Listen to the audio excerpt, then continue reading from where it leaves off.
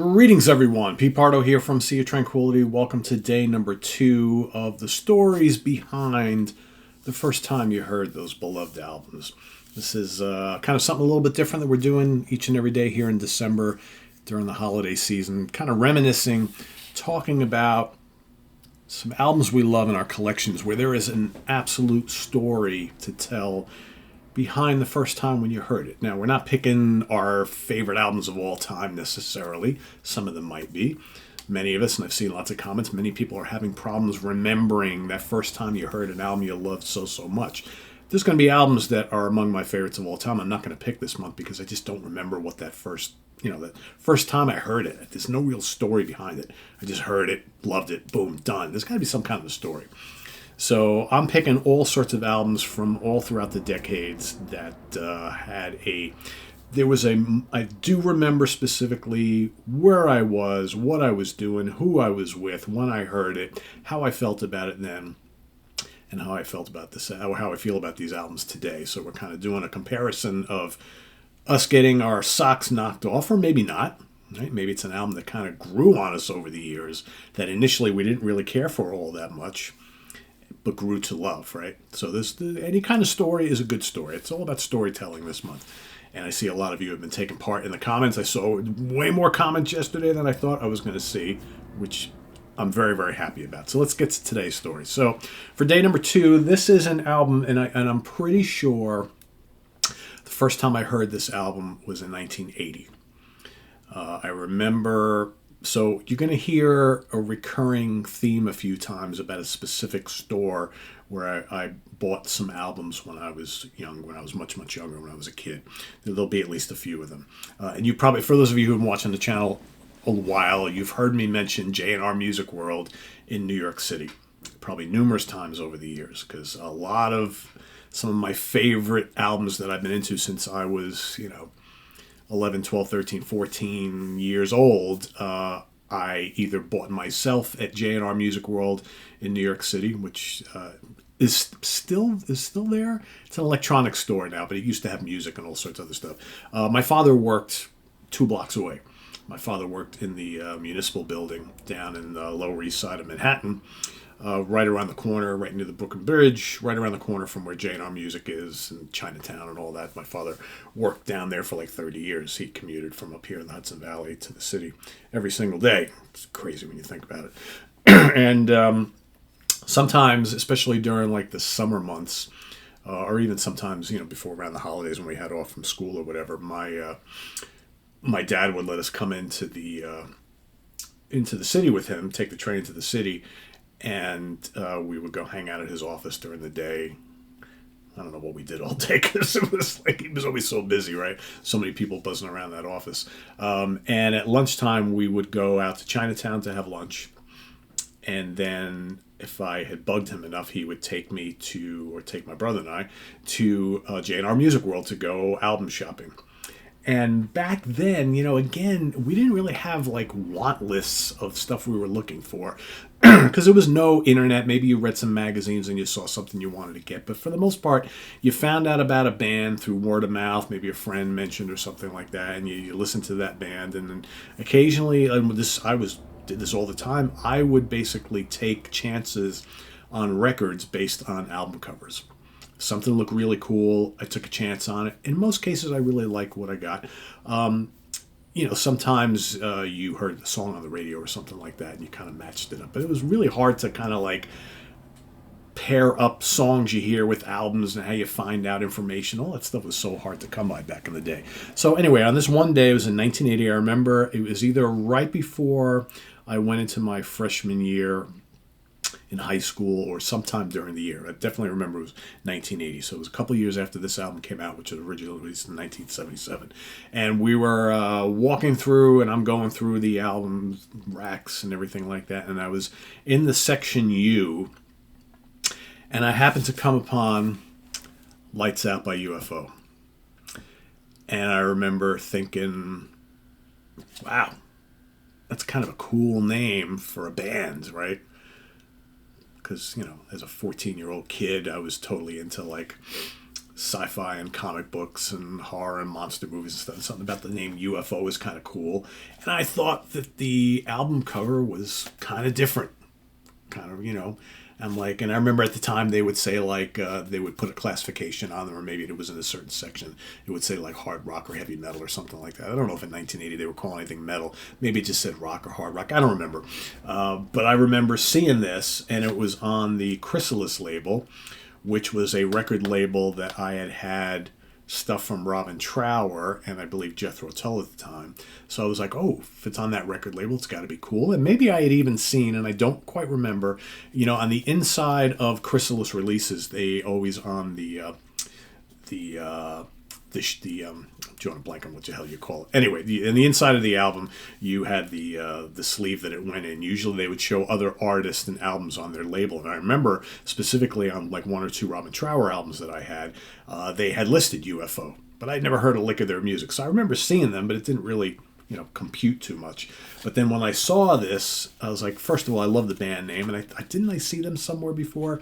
I'm going to take a chance on this. At the time, I mean, what was it, $3.99, $4.99 for the album, something like that. I had just enough allowance money saved up because in 1980 I wasn't really kind of doing odd jobs and working quite yet. So I remember buying this, and usually what Dad did is that after lunch, he and whatever little shopping we did, he would take us over to my grandparents' house. So my grandparents' apartment, I should say, they lived in a co-op down on Grand Street, which was about a 15-minute walk from where my father worked. So he would walk us over to my grandparents' place, leave me and my brother there so he could work the rest of the day, and then at the end of the day he would come get us. We would hop on the train and go home. That's what we did. So I remember going to my grandparents' place, and they had this old Victrola from like, I don't know, the 50s, probably, one of those things, big wooden kind of casing with the doors that open up towards you, right? It had a little tassels on the door, that when you close it, they would shimmy. You open that up, and then you pull out, because it was on like a spring, you would pull out this big turntable tray that would come out towards you.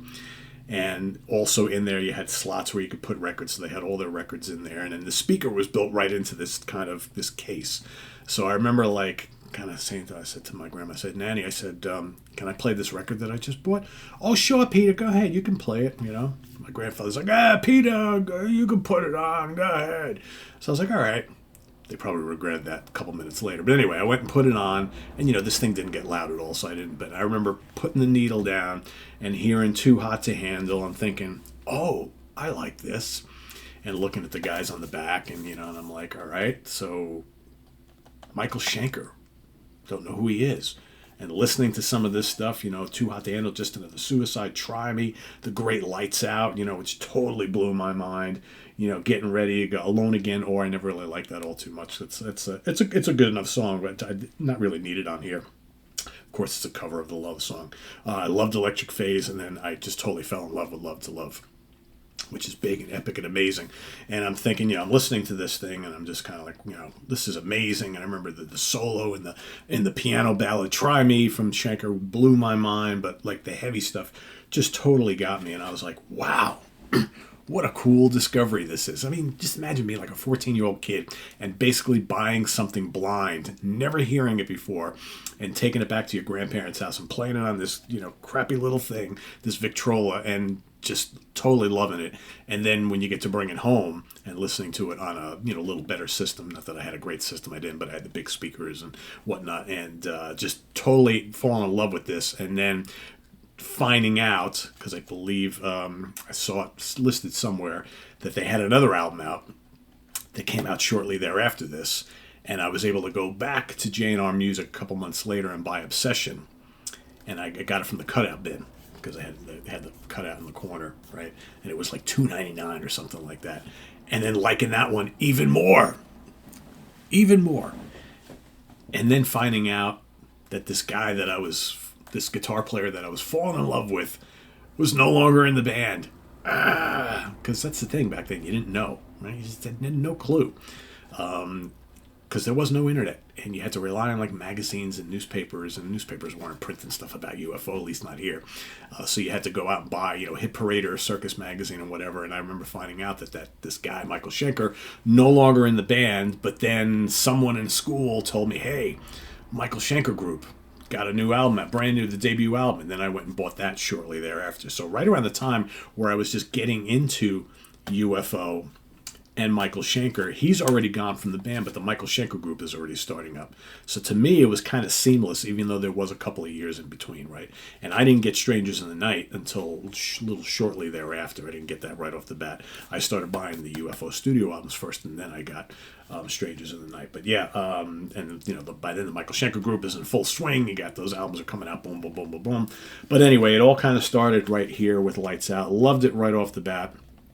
Fell in love with the band, Phil Mogg, and the whole band, just so great. And specifically, Mr. Schenker became one of my favorite guitar players right then and there. And still to this day, he's a top 5 guy for me. So, yeah, that's my story. The first time hearing Lights Out, buying it at J&R Music World, thanks to Dad taking my brother and I there. Nice enough for my grandparents to let me listen to it while waiting for Dad to pick us up so we can go back home so I could play it again. And I remember like it just plopping that needle down on that old Victrola and just, the things like wobbling and springing up and down. Just crazy stuff. But, yeah, it worked. I didn't care because I had to hear it right then and there. So that's my story. So let us hear your stories down in the comments below. Hopefully you all have a story each and every day here this month. And I've been checking them out. Some good stuff, right? Everybody's get those memory banks going, right? So we're going to do more of these. Day number 3 is coming at you tomorrow. So till then, stay tuned. Visit us on the web at www.seatranquility.org. We're on Facebook. We're on YouTube all together all the damn time. Please subscribe if you haven't already and click on that notification bell so you get alerted of all of our content as it posts. And please do hit the like button before you leave. Also down below, we got the links to our Ko-Fi page for channel donations, our merch page, our Cameo page, and the Sea of Tranquility membership options, all down below, all that information. So thank you all in advance for those of you who do support. Greatly appreciate it. I just realized I've got to turn my lights on today. Frosty's calling out to me. He's like, Pete, no lights today. I forgot. Anyway, thanks for watching, everybody, and we'll see you soon here with more stuff coming up on the channel tomorrow. Of course, we have In the Prog Seat. It's album study day once again. Anthony Ferraro will be driving this episode. The album he has picked is Chris Squire's Fish Out of Water, his first solo record. That's happening tomorrow on In the Prog Seat. We will be dissecting and discussing that album at length, so tune in then. And we'll see you soon here with more stuff. I am Pete Pardo. Thanks for watching. Take care. Bye-bye.